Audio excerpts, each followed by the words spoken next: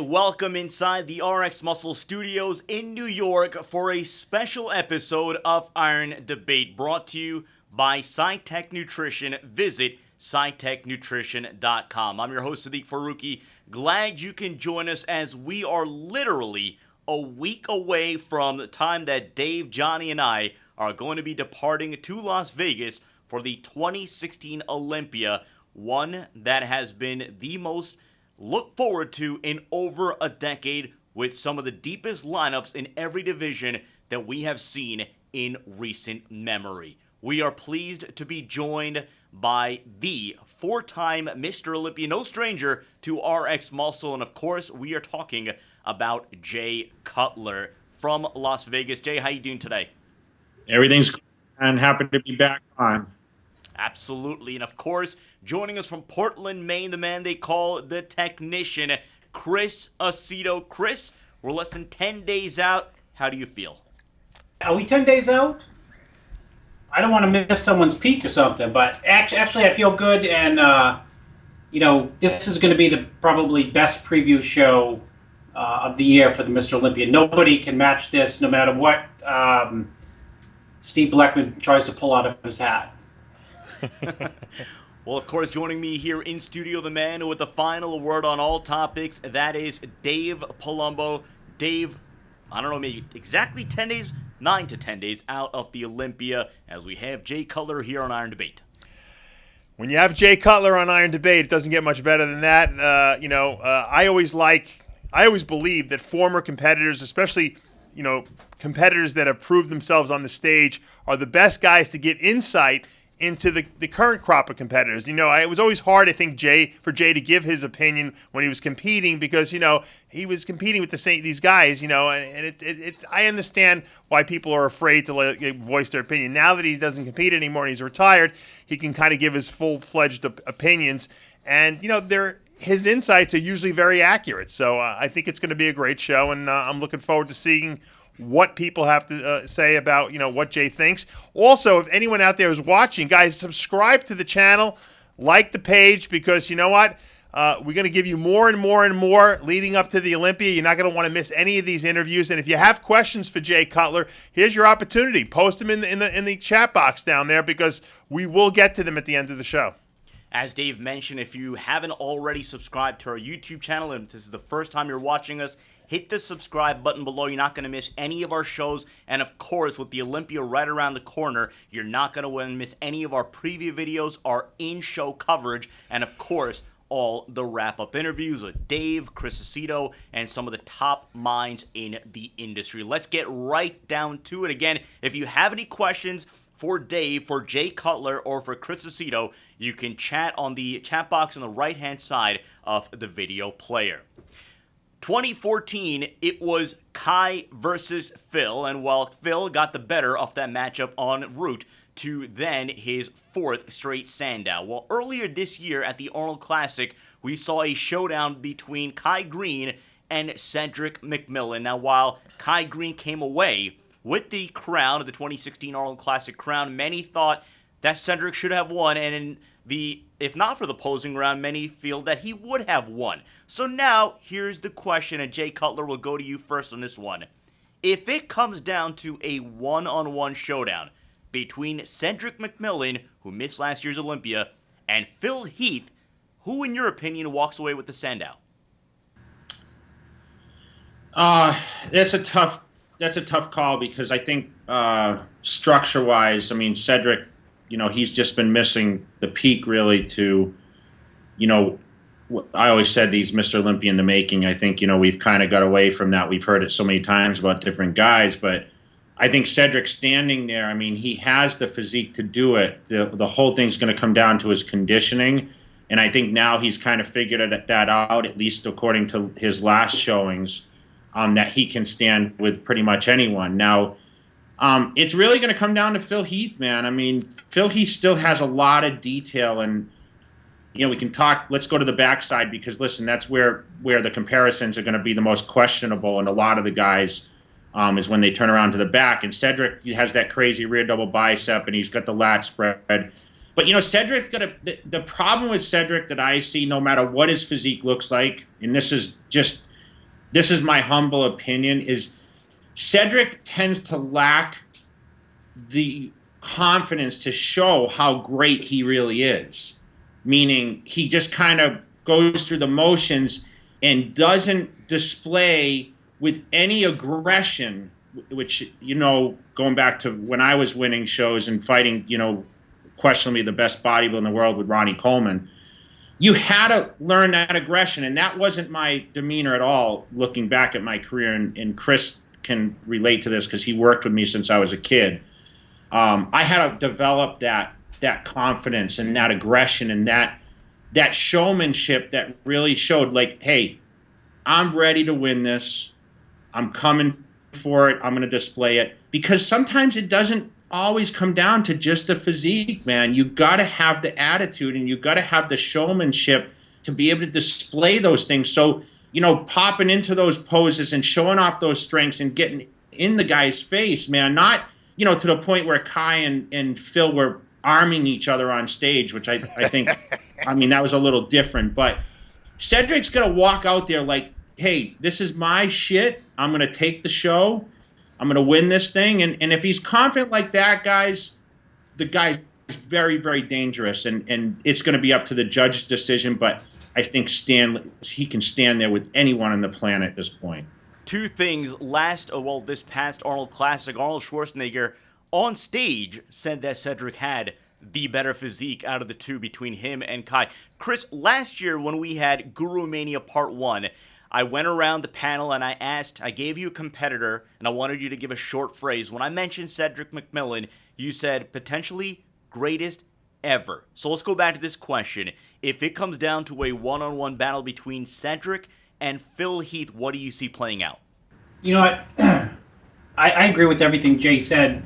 And to add to that, I think, the onus is on Cedric to display that. Because, look, as good as he looked at the Arnold, it wasn't really until he probably realized, did they just call me and Kai? Because Cedric. We all know Cedric. When they called Kai and Cedric, I know for a fact in Cedric's mind, he's like a shark at that point saying, okay, you mean it's not me, Kai, and 4 other guys? I'm going to whoop this guy. And that's when his, in that prejudge and his confidence, matched or displayed or complemented his physique. And we all left prejudge and said, well, that was a slam dunk. And we all left prejudge and saying, wow, is Kai that off? People are scratching their heads, is Kai that off? Or is Cedric that good? Or is Cedric improved that much? I think it was a combination of, Kai being off in prejudge and Cedric being a little tighter than he's been the previous year. But also it came down to the comparison. When you say Jay Cutler, Ronnie Coleman, Jay Cutler knows that in that comparison, all eyes are on those two. You either sink or swim. And in that case, when it came down to Cedric and Kai, he swam. And, to get back to what Jay has said, he just needs to display that when he comes out by himself and when he comes out in a comparison. Hypothetically, I think if you compare those two, I think he compares far, far better than Kai against Phil. Because he's got height and non-squattiness that Kai has. Kai has, does not have height. Kai does not have a crazy V-taper like Cedric. While Kai has his own strengths and attributes, they're always negated, I feel, at the end by Phil. I always come back to, well, Phil had more detail, more tie-ins, the better, most muscular. So I think if you contrasted Phil's strengths versus Cedric's strengths, you really start to cut, fine hairs to determine which of these guys are better. I've always felt Kai versus Phil, I always think like, okay, Phil's got him. Kai's got his strengths, it's very competitive, but I've always gone back to those comparisons. Phil has them. I think the more interesting comparisons are Cedric alone or Roden alone versus Phil. Jay, I wanted to go back to you about Cedric, and when we talk about Cedric McMillan, actually, let me take that back. It seems as if not enough people are talking about Cedric McMillan, and I wonder if that is a combination of him missing last year's Olympia. Now, granted, that obviously not on him. He had the bad luck at the Arnold Brazil, missing the athletes meeting. Do you feel as if maybe him not participating last year is a reason that not more people are talking about Cedric coming into this edition of the Olympia, given how much talk has been about Big Ramy, Kevin Levrone, and Phil Heath, and all for good reason? Absolutely. When you sit out a show, they forget real quick. And obviously the advertisement's been around those top 6 guys or top 5 guys from last year. Cedric also is reserved. He's at home getting the job done. He has a different lifestyle from a lot of these other guys where, he's a family guy and he's involved. I mean, he's still working or doing whatever he's doing, which a lot of these guys are just sitting on the couch playing video games. So he's putting in the work. I know he's at a trade. He was recently in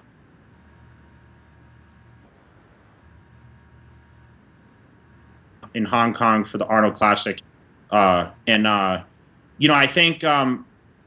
think that him not being as vocal has affected the talk. And I think the Olympia lacks media coverage. I think right now you're not seeing as much these days because now you have media channels being the magazines and social media where the guys are stuck in contracts where they can't talk to other guys and vice. I just think, with their social media channels, people should be more active on it because it's only going to help build their brands and build their popularity more. I understand if you're reserved. I was the same way. I didn't like necessarily being in front of cameras, but you have to learn when you become a contender and you want to be a contender and you want to be recognized as one of the greatest bodybuilders in the world, you need to be vocal. You need to say, I'm coming for this. It's mine. And you need to give reason why. And I think right now there's been a lot of silence. I haven't heard anything about the contest. I live in Las Vegas. Once again, there's not much talk of it here locally.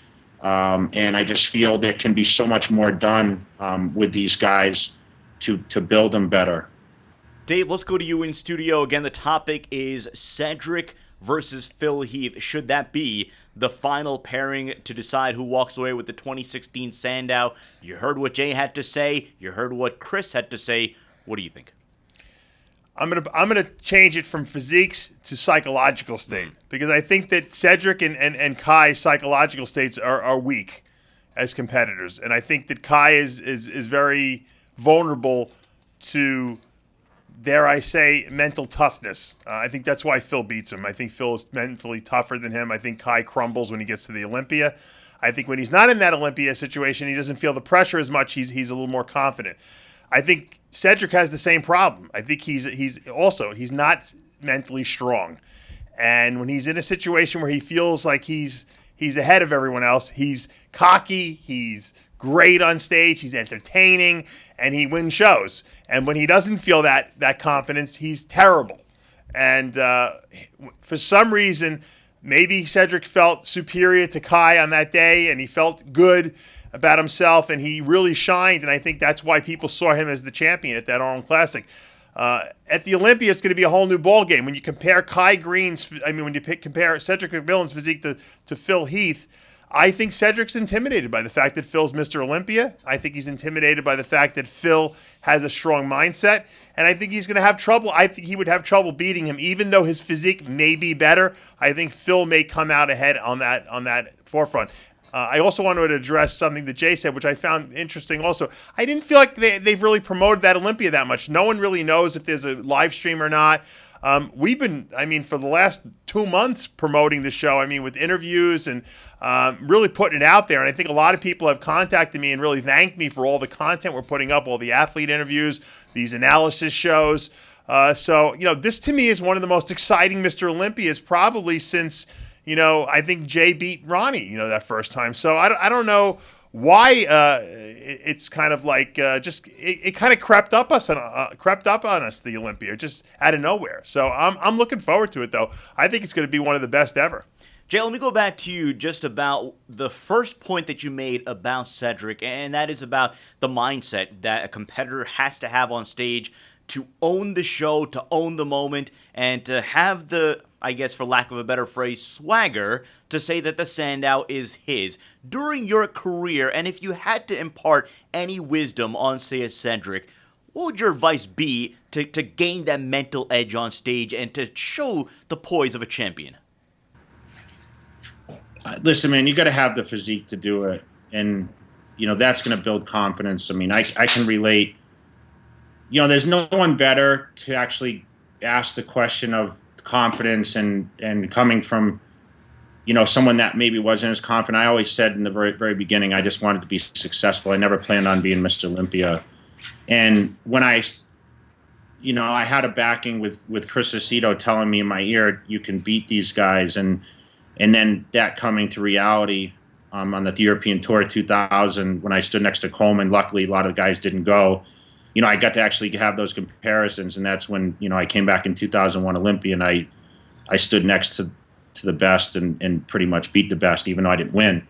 But, you look at how I walked out in 2009 after I lost to Dexter Jackson, and I came out there with full confidence. And, listen, I wasn't the champ. There was a reigning champ, and you gotta be confident, and you gotta know that, okay, this physique is the best it can be. There was times where arguably I was better than 2009, but I knew right then that, I was better than the whole crop of guys. I think Cedric, if he puts together the full package, he has the condition, the size, the balance, and he just needs to be one cocky mother effer to get up there and be able to show that. Because Phil Heath ain't coming out there and just quietly hitting poses. He's going to be the most arrogant mother you could ever seen walking out for his 6th Olympia, because he knows, hey, the odds are getting tighter and tighter for me to win this thing, being at number 6. There's a lot of guys. And listen, to go back what Dave said, I'll be honest with you guys, from a guy that competed in this thing and watched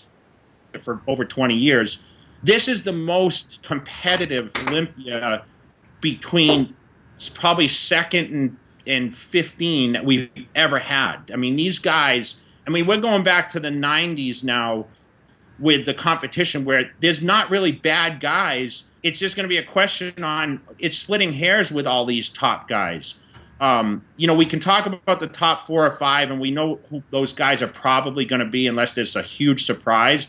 But shoot, if you try to pick the top 6 in this show, more than likely no one's going to be able to do that, because 6, 7, 8, 9, 10, 11, it's going to be very, very close, and it's a crapshoot on who that is going to be, because there's a lot of guys that are on equal levels that are competing, and it's going to come down to the condition that they bring that day. Listen, some guys are going to miss their peak, but, Cedric can be anywhere from, 1st to 6th or 7th or 8th at this show, and not even saying, hey, Cedric's a bad bodybuilder. It's just a lot of guys that are great at that level. So it's hard to really single out the guys, and I hate to do it because I know what that feels like, standing up on that stage and being a front runner to being 15th at my first Mr. Olympia. It's tough to sit there and call the shots, but Cedric just needs to be arrogant, man. He needs to be, come out of his shell a little bit, and if he looks that good and it's only that day, that's when it's really going to show.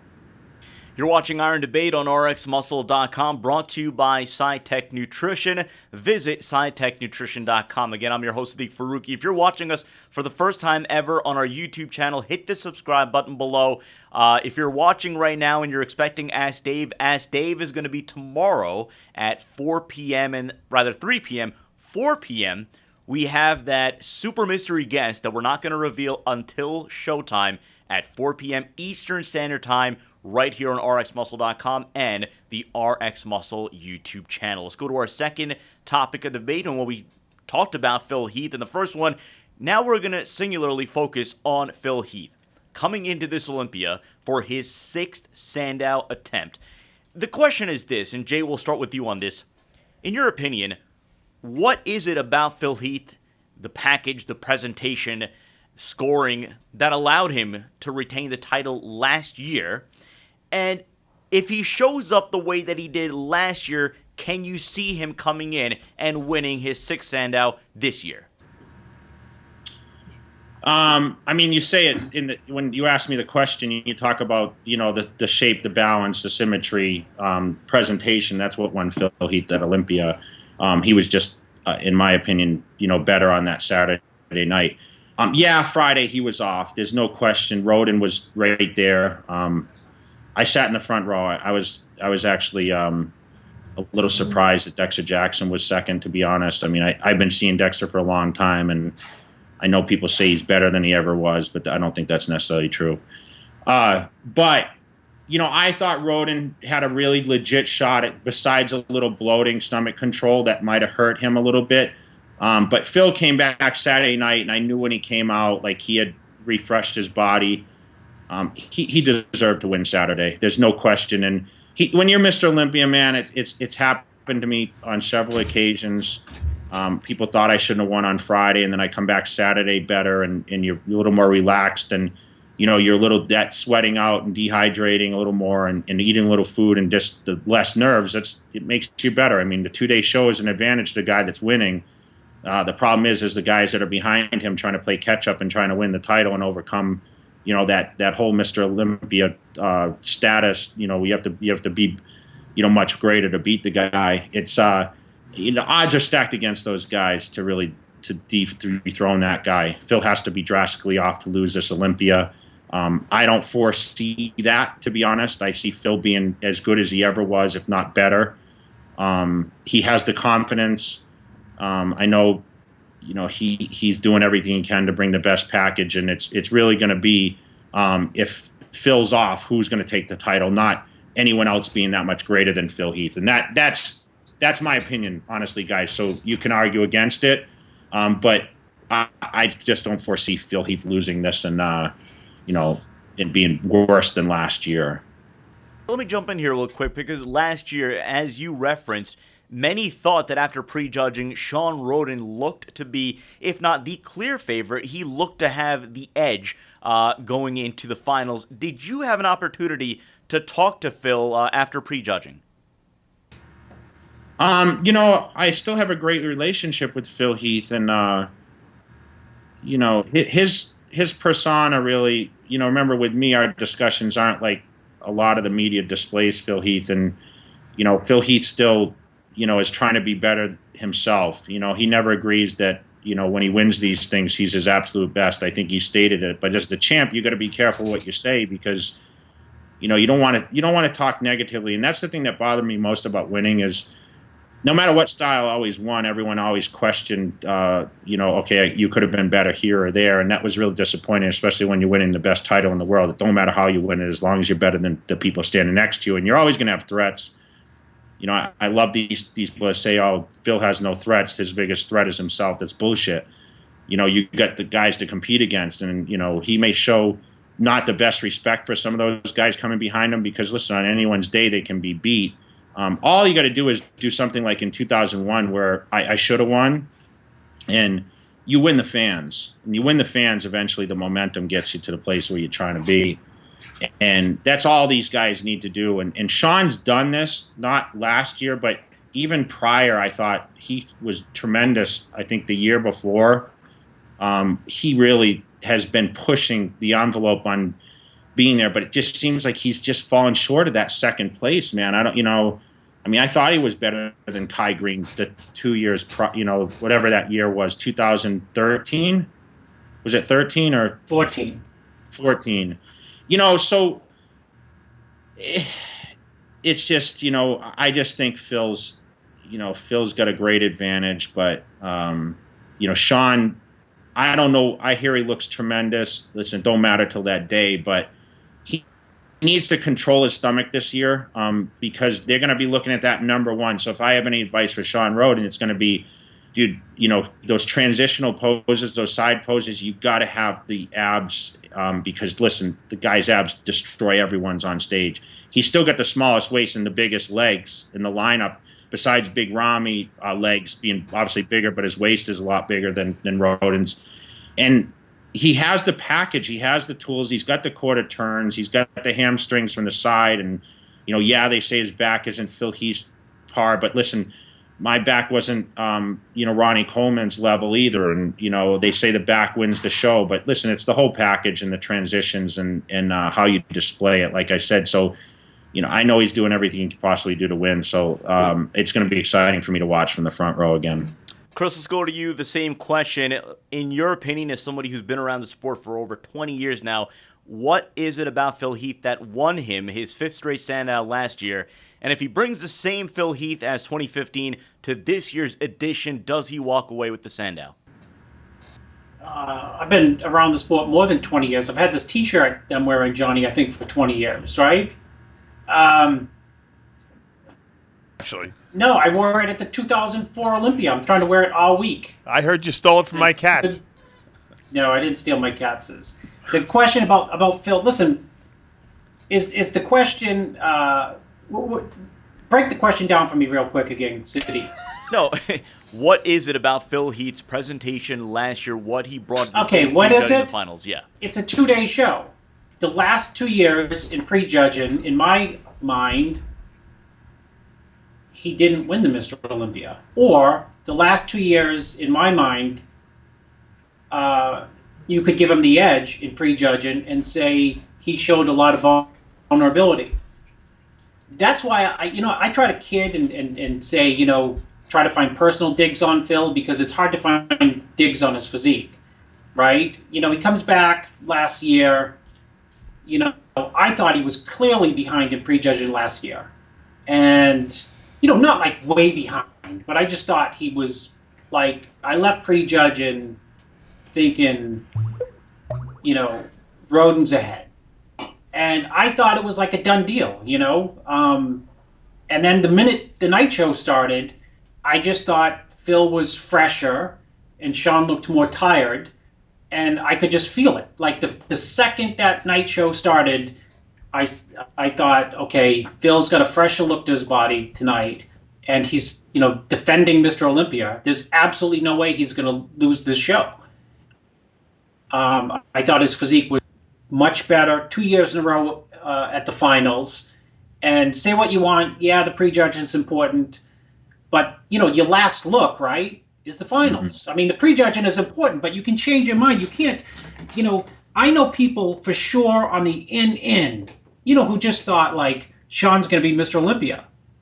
Me too. And then when you go to the finals and you just take, you do this, like, you just drop your pen, like, okay, everyone already forgot yesterday. It seemed like it was 6 months ago. All right, Phil looks, fuller. Phil looks tighter. His color's better.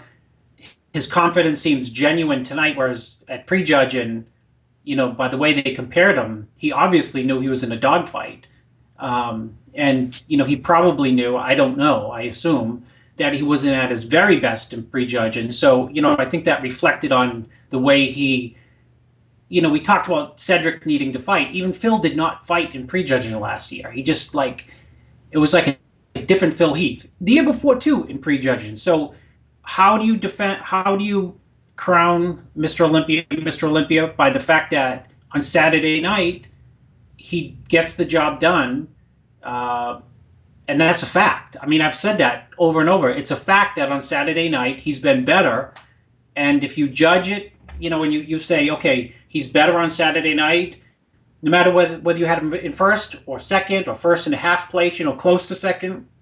On prejudging, you still got to close the deal, right? You got to close the show. You can't take the title from Mr. Olympia at the night show of the finals when they're going to take the pictures, or when the whole audience and all the judges are there saying, you look left and you look right. I said it to Dave last year. Dave, what do you think? Prejudging. Dave says, I got Rodin winning it. And then, of course, the night show starts. And I said, and I know if I have to ask Dave, that's not a good sign. I'm like, Dave, what do you think? He said, I think Phil's got it. I'm like, shit. So I knew that if I had to ask him, then, that's already my, internal mechanism for looking for, unfortunately, a confirmation of what I don't want to hear. So I think he wins because, part of it, he's got the physique, period.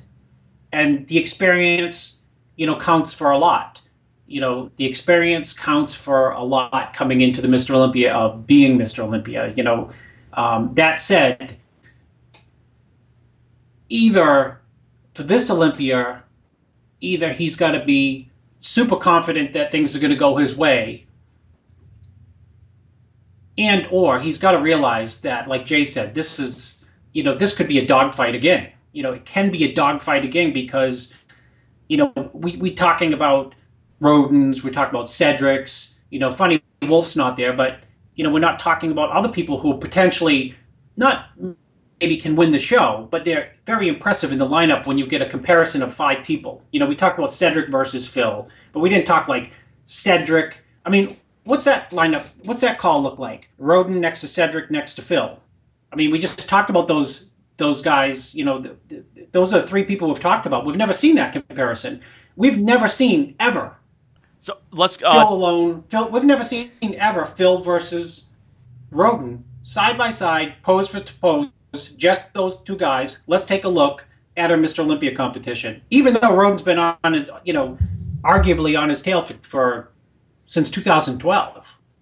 Let's go to you in studio here again. The question is, in your opinion, your eyes, what you saw last year at the Orleans Arena, why did Phil Heath walk away with his 5th straight Sandow? And if he brings the same Phil Heath from last year into the 2016 edition, does he make it 6 in a row? I'll tell you why. When Dexter Jackson is almost winning the Olympia in second place, everyone was off, okay? That's why Phil Heath won the Olympia, because no one was at their best. Roden was kind of at his best, and then he had that abdominal issue that got worse, I thought, the next day, or it certainly didn't get better. And Phil was able to get better, and he won. When Dexter's right there, ready to take because Dexter's this guy that he won't beat everyone unless they beat themselves, and then he's right there, shredded to the bone, and you got to say, Dexter, that you got to move him in there. When Jim Mannion has to put Dexter Jackson in that second position, as the head judge, that everyone was not at their best, and that's a problem, and that's why Phil Heath wins the Olympia, because Phil comes back at night better than Dexter, and so Phil wins, Dexter second, and that's how it goes. But I will say one thing: I was very surprised that they had Phil ahead after the prejudging. I think what should be implemented, and I don't know if anyone will ever take my advice. Why not after Friday night release the scorecards? How they put the scorecards up after the show? Why not put the prejudging scorecards up after Friday night on ifbbpro.com like they do, so we can see who's winning going into day 2? I'd like Jay's opinion on that, because that would really have much more transparency so the guys know where they stand after the first round. Jay, want to chime in? Yeah, I don't think it will happen. 50-50, right? Is that how it's scored, right? Supposedly. So, I still... Go ahead. I still think Mr. Olympia, they're still looking at it as like, he's still Mr. Olympia. And, you still have that aura when the judges sit there and they judge it, they're leading into the show. I mean, Phil right now, half his name's written as the winner as the Mr. Olympia right now. So, I think, they know this now, like they were back in those days, and the tissue's not as round. You can't be better at 47 years old. It's an absolute impossibility, and I know he'll disagree, and I know he'll and Dave, I think you're on point saying, you know what, he just beats people because he's consistent, and he just has he has the great lines. Listen, he's a tremendous bodybuilder. He's one of the top 3 probably greatest bodybuilders of all time because of his consistency, his winning records, and the physique. I mean, if you ask any guy, what's your ideal physique, they say Dexter Jackson. But the truth is Sean Roden still has better structure. He's bigger. He's got all the flowing body parts. He's got a smaller waist. His abs and thighs are still better. And he's got a better, wider back. And, his condition wasn't bad at all. It's just, yes, he had a little distension, but I do not agree with him being in 3rd place last year, but that's gone. It's decided. And, I've gotten off track a little bit just because, I tend to disagree with certain things, but the show's decided on Saturday night. I won shows on Saturday night. Maybe there's prejudgings I should have lost, guys. I mean, and I was still ahead according to the scorecards too. But listen, I was Mr. Olympia, so it is what it is. And I don't think, nowadays they're going to change it because our RX Muscle debate decides who they should show scorecards on Friday night. Dave, they don't want to listen to Dave Palumbo's bullshit with the calculus all Saturday of like the mathematical problem. It took 3 hours like interviewing people. Well, this guy's got 4 points. This guy's got 5. The math is, and speculating which judge had. I'm kidding, Dave. I know. And this guys, just to reiterate a little bit. This is like one of those things where you say, okay, I've heard Chris, you've analyzed these guys and say, well, Sean Roden wins front double, he wins as. You can't compare it. I don't do that.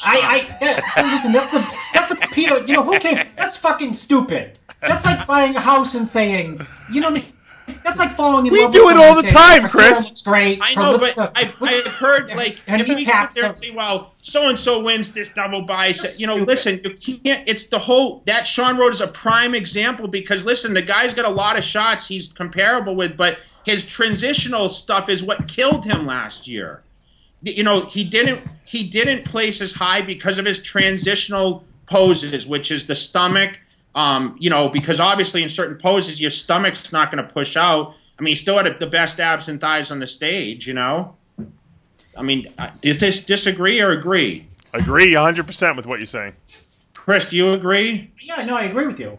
I mean, you nailed it. I don't understand. I can't even believe like when people say, well, so and so had the best front double. I'm watching the show and I'm just watching, Phil and Sean, which I thought was the show last year, for example, and you can lose or win poses and still win the prejudging. Well, Chris, you don't have to say, I gave him a 5-4. Chris, you're full of crap. You and I sit there all the time when we go pose for pose, and we score it like a fucking scorecard. Yeah, but you do that just for chitter. No, I understand that, Dave. I understand that, Dave, but what we don't say is who has the most thin skin. I mean, you can lose the front double bicep, but how much are you losing it by? It's like this, Dave. It's like me talking to a head judge at a pro show in the last, just so I can hide, and saying, I don't want to bitch and moan, but, this guy had all firsts, and the head judge say, do you know how long it took me to actually decide to give the guy first? He said it might have been that with the other judges. In other words, you can give someone a front double bicep, but you're barely giving them a front double bicep. So essentially it's a draw on that. And you can give someone a side chest pose, but you're barely giving them that shot. And then you give him the back shots, the opposing guy, but he's, you say, he's got the back shots, but he's absolutely destroying him. So it doesn't, those destroying shots may negate the front double and the front lat spread if they're close shots. So going back to asking the judge is, really all first place votes and him telling me, you don't know how close in these judges' minds that was a hard decision to make. It wasn't like, it came out on paper, someone had first place votes. This is not a Mr. Olympia contest, by the way. But it was ridiculously close. It took me a long time to decide who I thought was in first place. Let's go on now to our next topic of debate. Again, you're watching Iron Debate here on RXMuscle.com, brought to you by SciTech Nutrition. We hope you're enjoying all of our Olympia coverage. This is the Iron Road to the Olympia, brought to you by SciTech Nutrition. In a week's time, Dave, Johnny, and I, we're going to be heading over to Vegas. We're going to be covering the press conference on Thursday, the Meet the Olympians on Thursday night, and in between, you never know who we're going to be interviewing, so keep it locked to RXMuscle.com, and if you haven't already subscribed to our YouTube channel, do so now. You're not going to miss anything between now and the rest of the Olympia, and of course, the post-Olympia tour. One of the biggest stories of this Olympia has been the return of Kevin Levrone. After a 13-year hiatus, he's going to be taking the stage again, getting a special invite to the Olympia, now at age 52. And of course, over the last few months has been all speculation, leaked pictures, progress pics, and, obviously the interview that never was here on RXMuscle.com. That said, Jay Cutler, is it a good thing for the sport that Kevin Levrone is coming back to the sport's crown jewel event? Absolutely. You're talking to someone that's out in the surface more than anyone at trade events and shows. And the biggest question leading into this Olympia was, what do you think about Kevin's return? No one's asking about Kai or Phil. I mean, listen, people think Kai Green's still competing. I mean, that's how much it's publicized, you know? So the biggest question is, Kevin Levrone. So, that's the biggest hype leading into the show. I mean, I don't even think, I don't know what kind of questions I would have got if he wasn't competing. So it's absolutely great for the sport because he has a lot of fans. He's knocked at the door enough times. He was in an era where they call it the golden years of bodybuilding, where, the competitive side, I mean, you could have had a number of guys winning the Mr. Olympia. So people still have their high hopes for him. And I think it's spectacular for the business. No question. Quick, because this is a question obviously we get all the time. Is Jay ever going to make a comeback? And over the last 12 to 18 months, we've gotten the question often before the big announcement at the Pittsburgh Pro, whether Kevin Levrone will ever make a comeback. And it seemed as if it was all innuendo, but then of course it became reality. What goes into the mind of a competitor, especially someone at such a high level as a Kevin Levrone, to make that dedication, to make that decision, then dedicate the time and do everything you need to do to enter not just a competition, but the top competition in all of bodybuilding? You know what? You're talking comebacks. I mean, I did it, but after a year hiatus, it's a whole different animal than what Kevin Levrone, out of 13 years, has a child. I don't have any children. He's devoted himself to many other ventures, which, obviously I did some, but it was stuff I was doing all when I was competing. So you have to pick up where you left off. And sometimes that can be difficult because once you step out of that lifestyle, and I did this in 2013, it's very hard to get back that work ethic because in that mindset and really trying to visualize what your best really is. And I was looking at the pictures of myself in the gym and thinking I was the best I ever was. And when I stood up on that stage in 2013, I woke up real quick and realized that I was a former shadow of myself in comparison to a lot of these guys. So the density, man, is almost impossible to get back. That's the biggest obstacle. And if you don't have the confidence that you're at least on that level, and there was always that question mark when I went back and am I good enough to compete with these guys? And listen, I was winning when the last time I stepped away. I mean, lost because of an injury, but I knew nothing else other than winning. So anything other than winning was a defeat to me. And I finished 6th place, which could have been 8th or 9th with anyone's question. And it's very hard to calculate what's going through his head, but I'm sure he's very positive about it, but it's going to be tough for him to stand up there with those top guys. We'll ask you where you think he's going to place in just a bit, but Chris, I wanted to get your thoughts as well. Kevin Levrone making this return after 13 years at the age of 52. Is this a good thing for the sport of bodybuilding as the way we follow it? I think it's an unbelievable thing for the sport of bodybuilding. I mean, it's not somebody who competed in quote that era. It's somebody who competed in that era with a tremendous following, a strong personality, flashy body parts, a little weird. I say that in a good way. You know what I mean? Somebody who, for whatever reason, for 20 years now, whatever, 13 years, 10 years, people have always floated the idea that he's coming back, or maybe he's floated the idea. And, how many times has he floated it and then, harpooned it? And every time it's harpooned, his credibility goes down in terms, not his credibility, but people are like, come on, man, not again. He's not coming back. And then, and here he is, 10 days out and he's coming back. So I think it's tremendously, exciting for the show. There's absolutely no downside for the show. Getting back to what Jay has said in terms of publicity, what Dave has said, it's been a quiet show. I mean, it has snuck up on us. You know what I mean? It's been a quiet, when Jay was chasing Ronnie, people started talking about that 8 months out. You know what I mean? Have you seen Jay in the off season? Yeah, I've seen Coleman in the off season.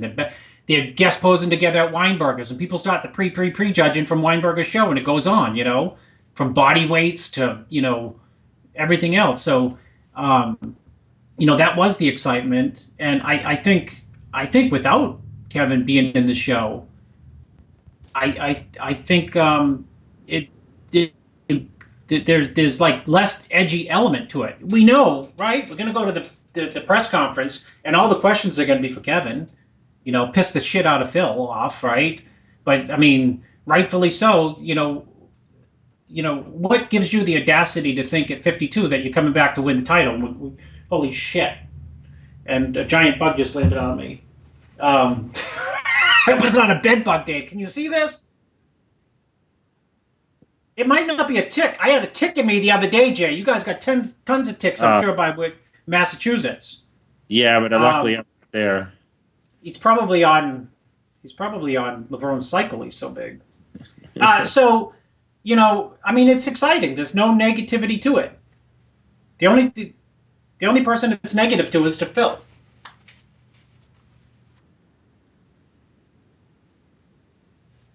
Predictions are all over the place. Dave is on record saying that he believes Kevin Levrone will win the show. There are those that don't even think he'll crack the top 10. Do you see him placing in the top 6? Let's go with that. No. Top 10? Man, that's a tough prediction. It's going to be I'm going to you know what? And I don't want to I've been in favor, and I've been kind of commenting on his stuff. I think it's awesome he's coming back, and I'm excited for it. He was a huge inspiration to me. Remember, I turned professional 1996, and I won Team Nationals in 93, and Kevin was already, I think that's the year he placed second at the Mr. Olympia or whatever. So, or second or third or whatever it was, right? I told Jay you beat him in 93. You beat him. 92, second place. So top 10 is going to be tough for him. I'm sorry, Dave, but there's just so many guys, man. And the guys you guys aren't even talking about it, like the Josh Lenarowitz. From Australia, Yep. and Nathan DeAsher, and I mean, you got so many William Bonix, and I mean, come on, these guys are been training nonstop, and Kevin coming back and training for 1 year for this show. I just don't see the density in the muscle. I don't care how good he looks. It's these hamstrings from all these quarter turns, and it's changed, man. The legs of these guys are so much bigger, and I can't see Kevin. Listen, he competed at the 2003 Olympia with me, and I mean, his legs were down in size then. I just don't see how. Why wouldn't he train him hard then? And he's now saved it, so he's training him harder when he's 52. I just don't get it. I know. Listen, I know if I love pulling my legs down at 300 pounds and showing that I was striated. If you've got bigger legs, let's show some stuff. I mean, unless you're really trying to keep it a surprise. I mean, but you're showing everything else but your legs. It makes me question what's really looking like downstairs. And because shit, I love taking my clothes off. You guys saw my videos in the gyms, and I didn't care anywhere I dropped my pants, no matter where I was, and show how I looked. But tank top photos in the gym and trying to compare certain poses with other stuff, and I've seen all the comparisons online.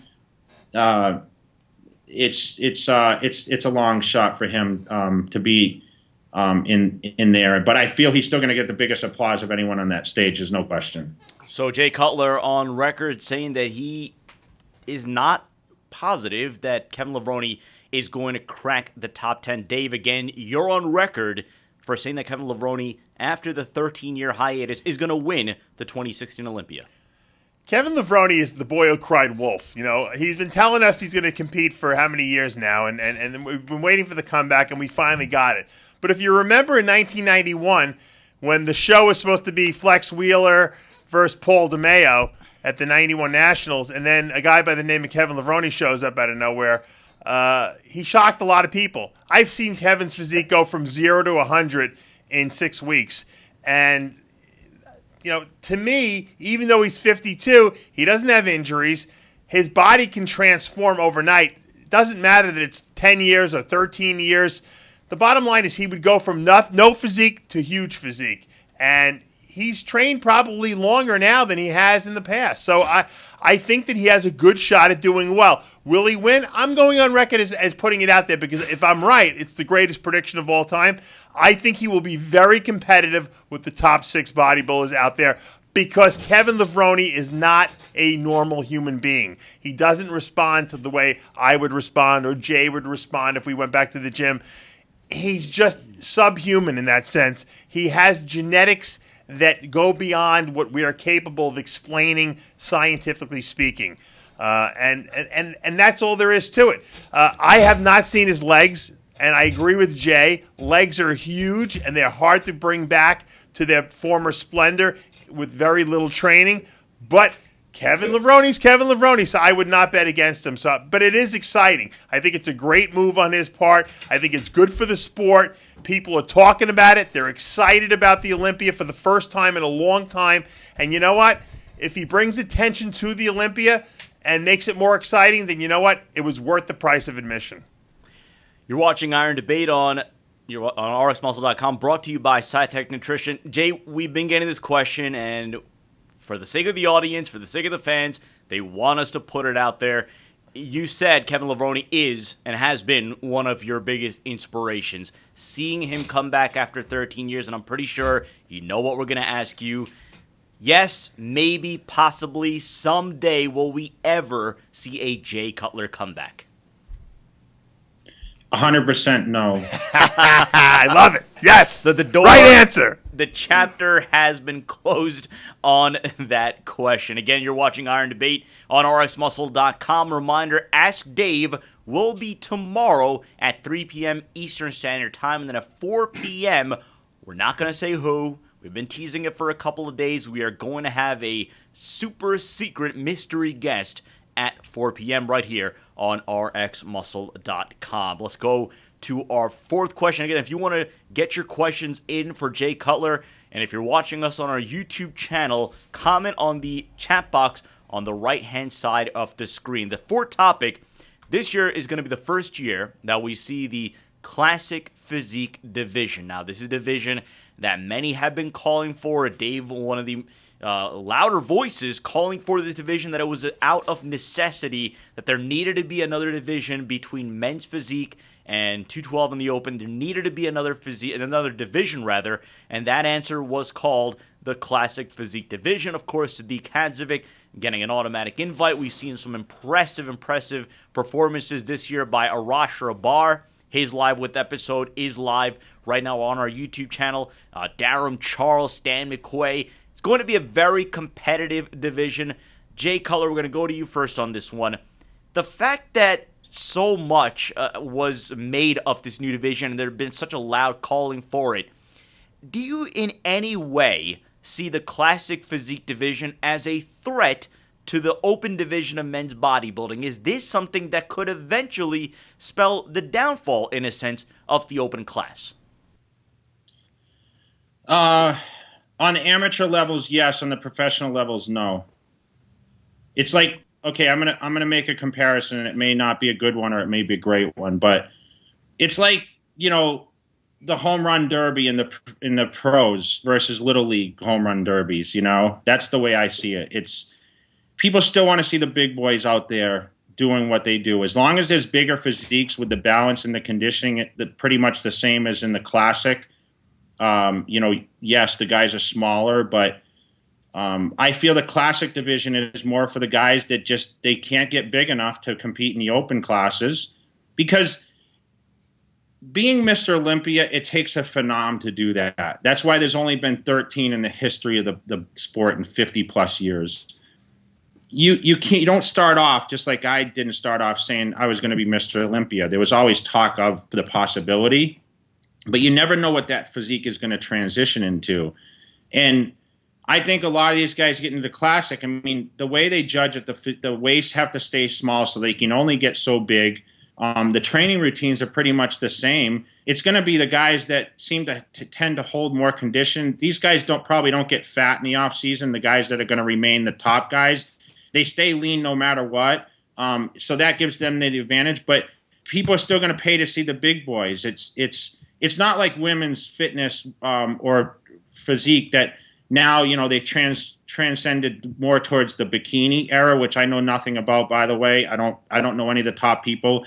I don't even know any of these guys competing in classic so if you're asking me the first year of them bringing it to the Mr. Olympia, and I promote amateur contests throughout the United States, I don't know any of these guys going in. I don't follow it. I don't see. I mean, I know who Arash is. I know who Cedric is, but I mean, I still view Cedric as a men's physique guy. So he hasn't even tested the waters yet.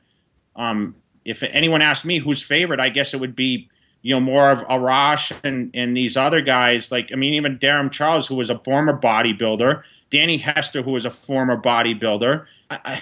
I just don't.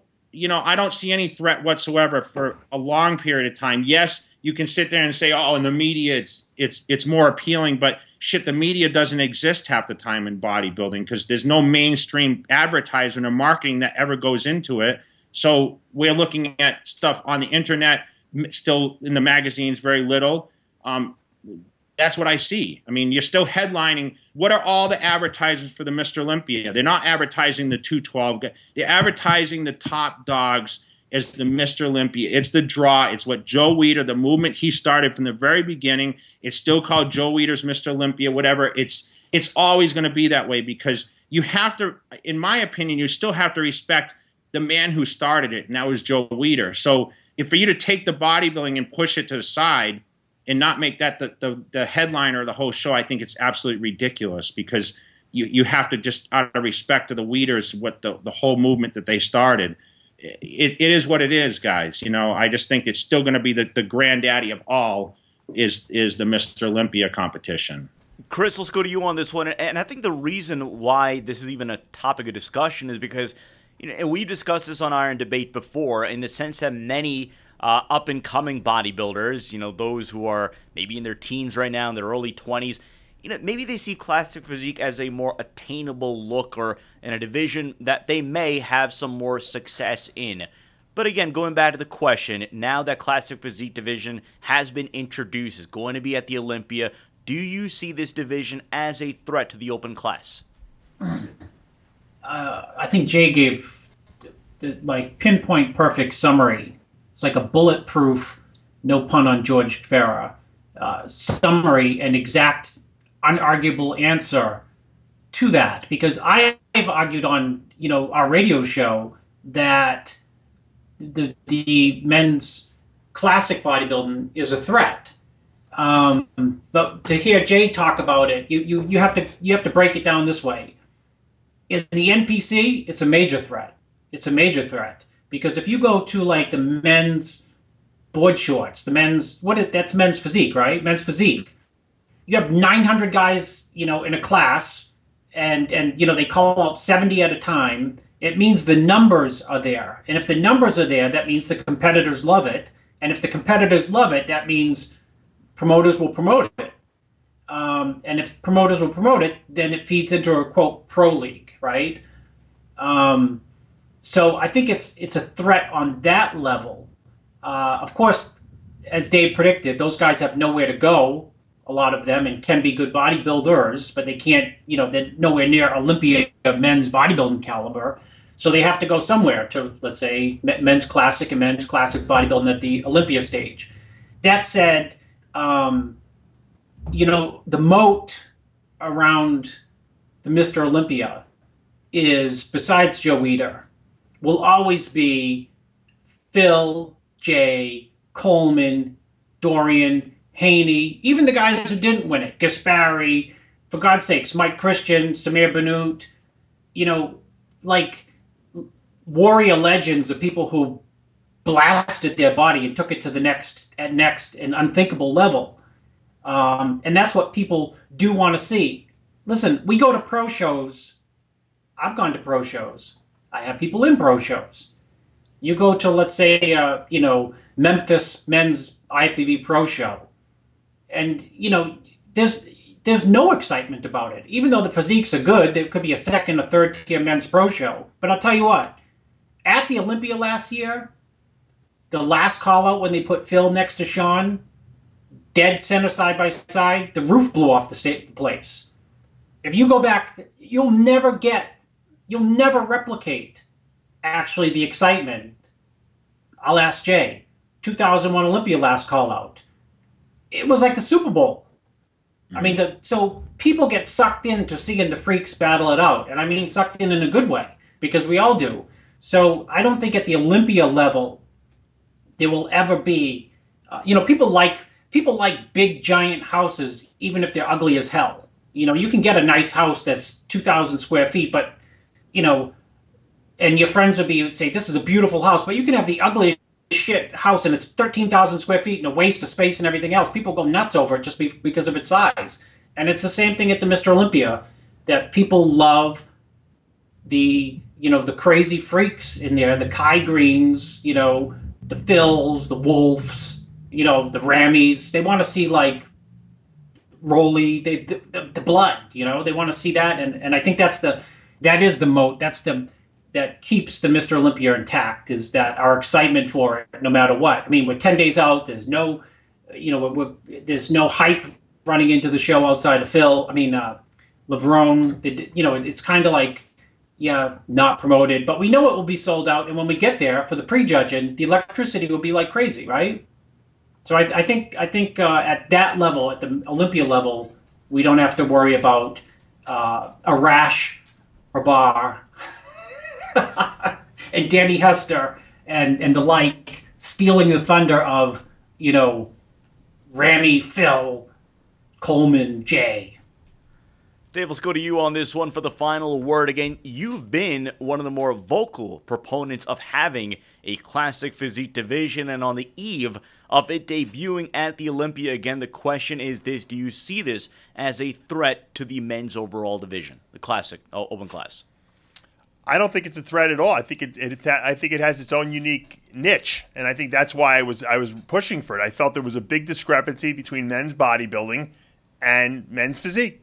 And I thought that there needed to be a division where guys had a men's physique-like look, but they posed on stage. I don't know why the men's physique guys didn't pose, but I understand that that's got its own appeal. So I think there are three unique divisions, and I think Jose Raymond put it best a couple interviews ago, where he said it's basically a farm system. You start out at men's physique, and you might move up to a classic physique if your legs are really good, and then if you start putting on too much muscle and you can't make the classic physique cutoff anymore, then you move up to men's bodybuilding, and then luckily in the pro ranks you got 212 and open, so you got two options there. So everything leads to the next, and some guys might not want to go to the next level. They might stop at one level and say, I'm going to stay here. So I think that the men's open bodybuilding will always be the most appealing to watch, and as a fan, to compare it to what happened with women's bodybuilding and how women's physique replaced women's bodybuilding is not really a good analogy, because we don't necessarily want to see big, monster women looking like men. And I'm not talking about physically looking like men. I'm talking about, muscular looking like men. I'm talking about facially looking like men. That's not appealing. That's not something that I want to see, and I don't think a lot of fans want to see it. And that's why I think women's bodybuilding failed in that venue, and that's where women's physique kind of rescued it.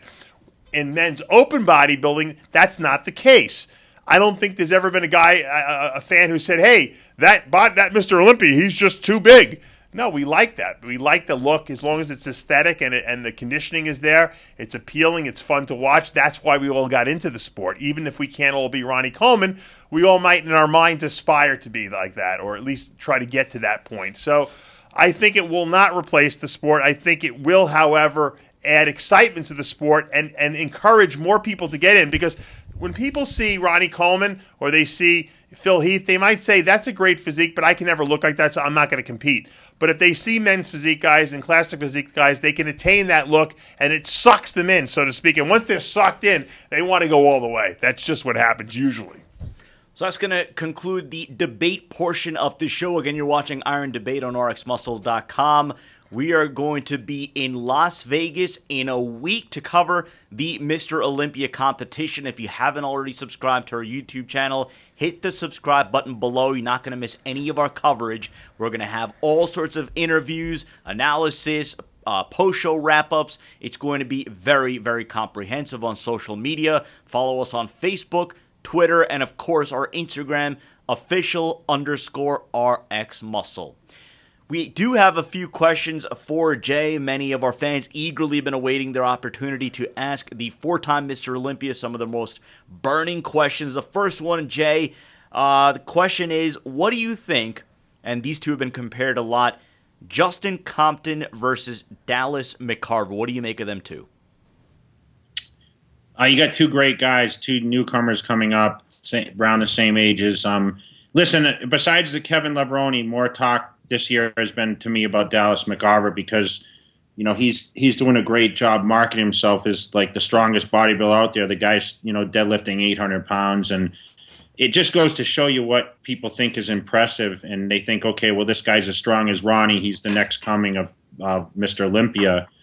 But his back is probably his weakest body part. So I think, you know, it's going to be a pretty solid comparison. Both guys still need work from behind. I think Compton still, he has a little bit of what I think Dennis Wolf had earlier in his career, where from the backside he still looked a little thin.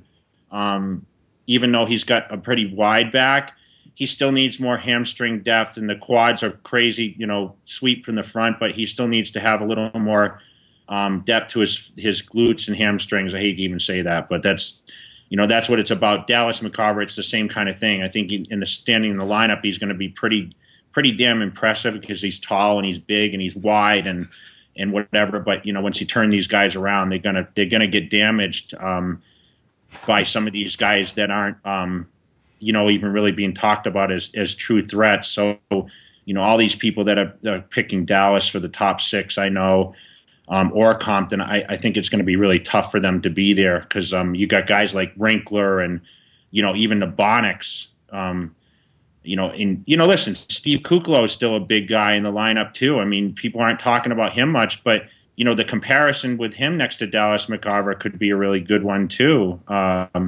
because he has, you know, he's still same thing. He's not really damaging from behind like some of these other guys, but Nathan D'Asher, I mean, he's a new guy coming in. I mean, they got to tend with these guys, and you know, that aren't really being, you know, talked about in the top 4 or 5. So, you know, that's why I say these top 10 guys. You know, when you talk about Levrone coming in there and standing next to some of these newer physiques with the fresh muscle, and when you're younger, when you're 25, 26, there's a lot more pop to that muscle, and there's a lot more. There's the kind of the in between lines.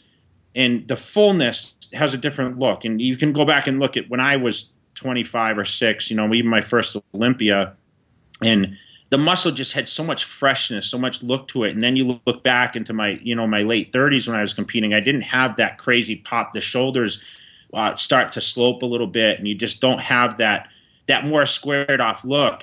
These guys have that. They got that really, really fresh new muscle look. And that's where you're going to have to see, you know, that's what's going to be questionable about the guys, you know, that are a little older. So, you know, it's going to be tough for those guys. But I would pick them to be close. But I would have to give the edge right now, probably to Compton. I would have to say that would probably be a logical prediction, but it could be a wrong or right one. I'm not sure. Well, on that note, we are actually going to have Justin Compton here on RXMuscle.com, 5:45 Eastern Standard on Friday. So again, Justin Compton, the follow-up to the Raising Compton, or Chronicles of Compton, that's going to be 5:45 Friday afternoon here on RXMuscle.com. We're getting a couple of questions about Victor. Your thoughts on Victor Martinez's 2016 form? You know, I think Victor's gotten a little back from where he fell down. You're not going to get the Victor from 2003 Night of Champions, and you know, that's a long time ago. Can he be a contender for the top 10? Absolutely. You know, he had some leg size issues. It looked like the last show those are down a little bit, but listen, you're only as good as your last contest, so it's really hard to make predictions off that. But we're not going to see, you know, when he was third at the Olympia against me and Ronnie, you're not going to see anything that I think is really going to be shocking, especially when you get him into the mix with some of these newer guys that the whole mystique of certain guys, it's gonna kind of put an end to any kind of prediction that he can battle in that top 6. I just don't see it. He's the same age as I am. He's a few days. Actually, his birthday is right before mine, so 43 years old. It's tough to get necessarily better. But if you asked me, would Victor be top 10? I would probably say he has a very good chance of being in the top 10 this year. And then, of course, the obligatory Big Ramy question. Do you see Big Ramy putting himself in contention to win this year, or do you feel that he is another year away from serious contention to win a Sandow?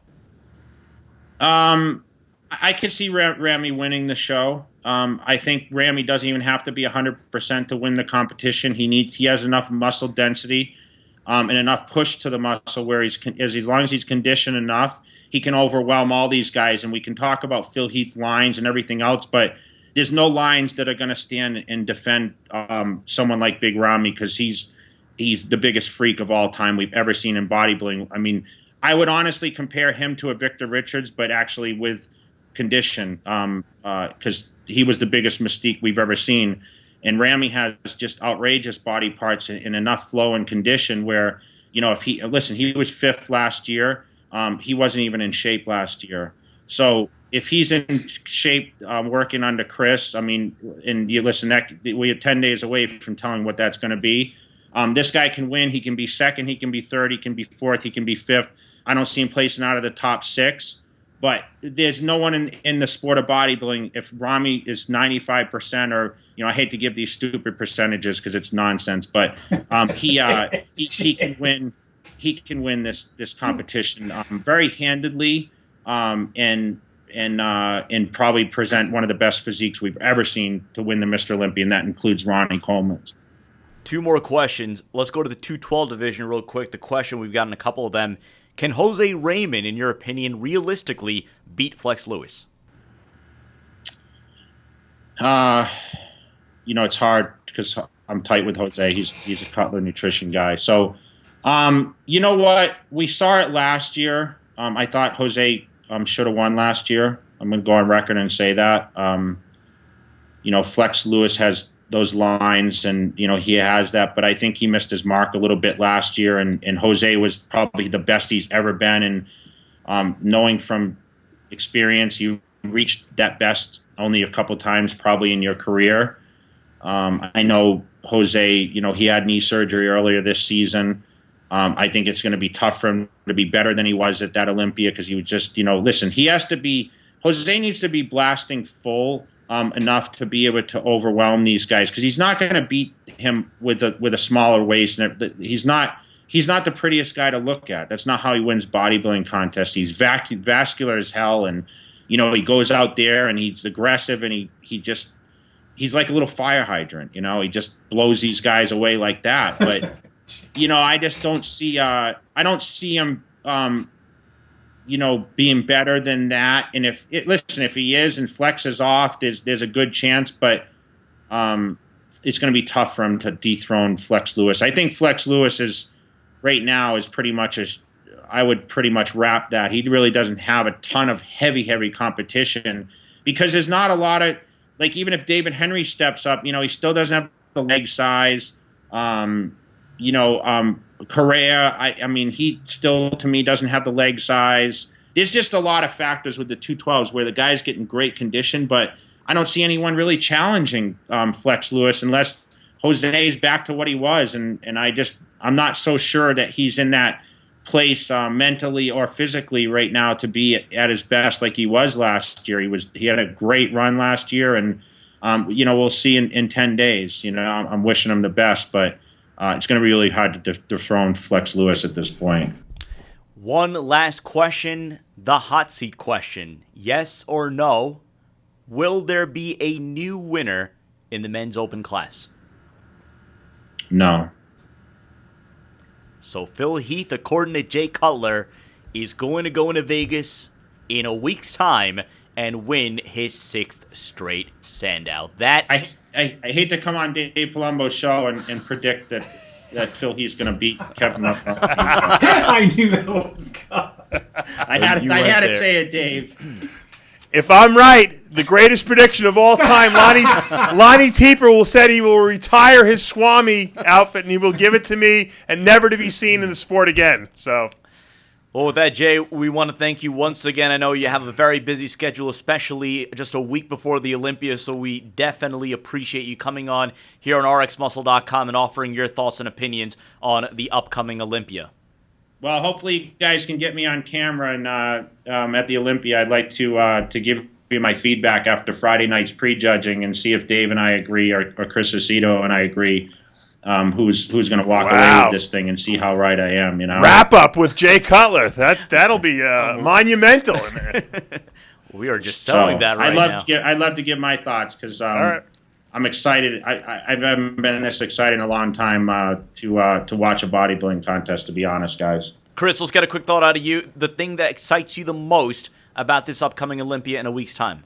In a paragraph or less. That it's an open show. In other words, I don't think either an open show means Phil wins it or he doesn't win it. Simple as that. Simple as that. It's like a black and white show. Either Phil is going to come out and win, or he's not. He's going to get beat by someone. And, the more we talk about, what we've talked about here, no wonder why Jay is excited about the show, because you got to see these guys next to each other. But I really think that the excitement lies in the hype is Levrone, of course, that type of excitement. But, the excitement is Phil is either going to nail this thing down or not. Well, on that note, and again, Jay just said it, so there is a very good possibility that these wrap-up videos that we're going to be doing from outside the Orleans Arena is going to feature the one and only four-time Mr. Olympia, Jay Cutler. And on that note, we are out of time here on Iron Debate on RXMuscle.com. Reminder, tomorrow, 3 p.m. Eastern Standard Time, Ask Dave returns Thursday at 3, and then at 4 p.m., the super mystery guest that we've been teasing for the last couple of days. You're going to find out who the identity of that secret guest is. 4 p.m. Eastern Standard Time. And then at 5 p.m., we're going to be joined by reigning Miss Bikini Olympia, Ashley Kaltwasser. 5 p.m., a whole packed slate here on RXMuscle.com. For Johnny Styles, Dave Palumbo, Jay Cutler, and Chris Aceto, I'm Sadiq Faruqi. We'll see you next time.